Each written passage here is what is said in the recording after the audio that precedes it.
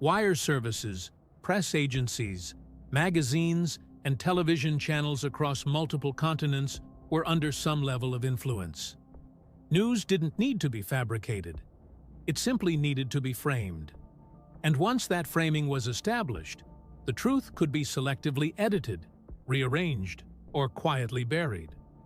It wasn't until the early 1970s that cracks began to appear. A handful of investigative journalists and independent researchers started tracing suspicious financial links and editorial patterns. The Watergate scandal, while not directly related to Mockingbird, opened the door to deeper scrutiny of intelligence operations. Public trust in government institutions began to falter. Congressional committees were formed to investigate, and what they found confirmed what many had long suspected. The CIA had, for decades, infiltrated the very institutions meant to hold it accountable. But even then, the full scope was never revealed. Documents were redacted, witnesses were silenced, and much of what remained was classified under the guise of national security. Operation Mockingbird was never officially dismantled. It was merely rebranded, restructured, and adapted to new technologies.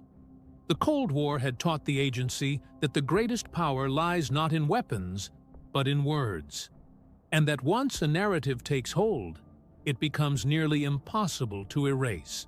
As the 1970s came to a close, the CIA's influence over media began to appear less direct, but no less pervasive. Former assets became editors, advisors, and producers, shaping the next generation of journalism. Universities taught media ethics without ever mentioning how fragile truth had become. And audiences across the world continued to consume carefully filtered news, believing it to be free.